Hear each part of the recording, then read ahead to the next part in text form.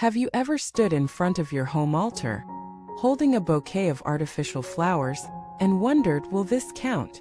Have you ever felt guilty about not being able to afford or maintain fresh flowers for your Buddha statue? And deep down, have you ever worried that your offering might be considered unworthy? Welcome back to our channel, a place where modern seekers find ancient wisdom, and where we dive deep into the questions that truly matter. Today, we are going to explore a question that might seem simple on the surface, yet carries profound implications for our spiritual practice. Does offering artificial flowers to the Buddha lessen your blessings? And more importantly, what does the Buddha really value in an offering? Let us begin with a fundamental principle in Buddhism: intention is everything. In Buddhist practice, every action, thought, and word is rooted in karma, the universal law of cause and effect. And karma, at its core, is not about external actions alone, but the mental state that drives them. In other words, what you offer matters far less than why and how you offer it. So the real question isn't, are artificial flowers acceptable? But what is the quality of your offering's intention? In the traditional scriptures, we often read that offering flowers to the Buddha brings immense blessings. These texts mention 10 specific benefits, from beauty and good fragrance, to popularity, harmonious relationships, and even favorable rebirths. But they also clarify that the essence of the offering lies in sincerity, not luxury. A story from the Buddhist tradition illustrates this perfectly. Once, a poor old woman with barely enough to eat approached a temple to offer a withered flower she had found by the roadside.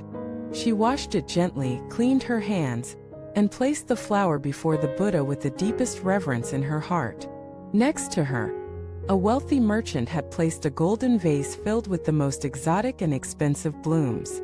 When the monk came to bless the offerings, he was overwhelmed by the radiance emanating from the old woman's single flower.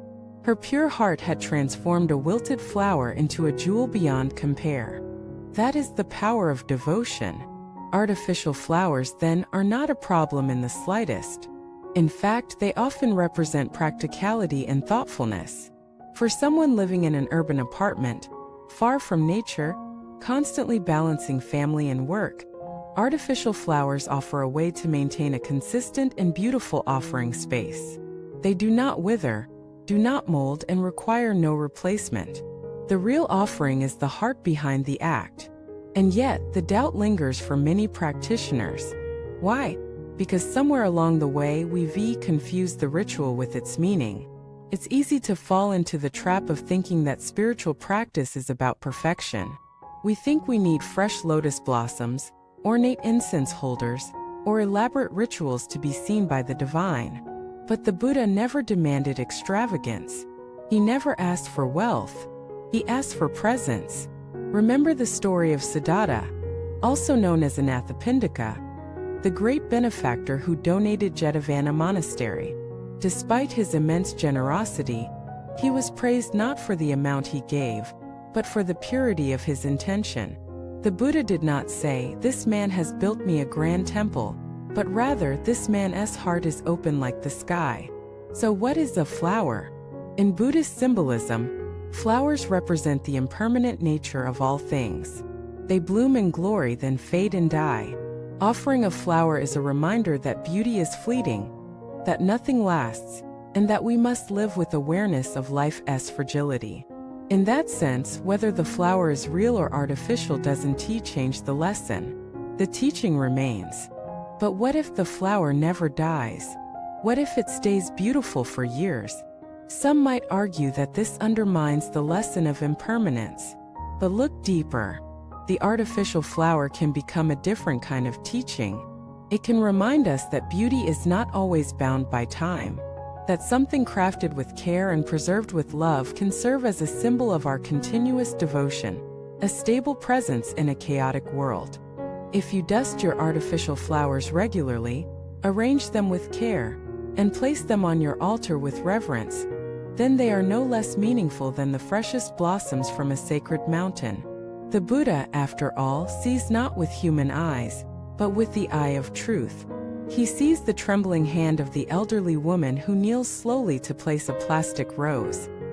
He sees the busy mother who, between feeding her children and running errands, wipes her small altar and arranges silk orchids with care. He sees the student who lights a candle before a printed image of a lotus, whispering a vow before leaving for exams. None of these offerings are insignificant, and yet we judge ourselves. We worry we're not doing enough, not being good enough, not offering enough. This is where suffering begins, not in the flowers, but in our thoughts.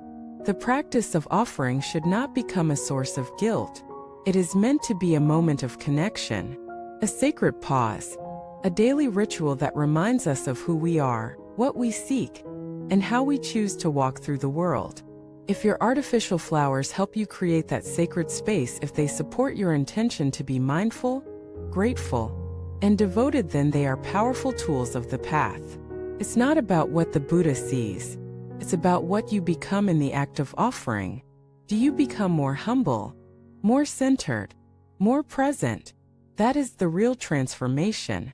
Of course, if you have access to fresh flowers, and offering them brings you joy, by all means do so.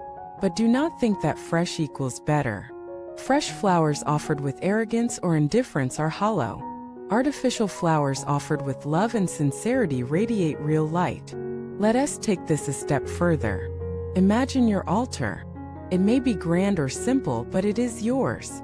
In the quiet of morning or evening, you light a candle. You bow. You place a flower, real or artificial, at the feet of a Buddha statue or image. This moment, just a few seconds, is a declaration. It says, I remember. It says, I return.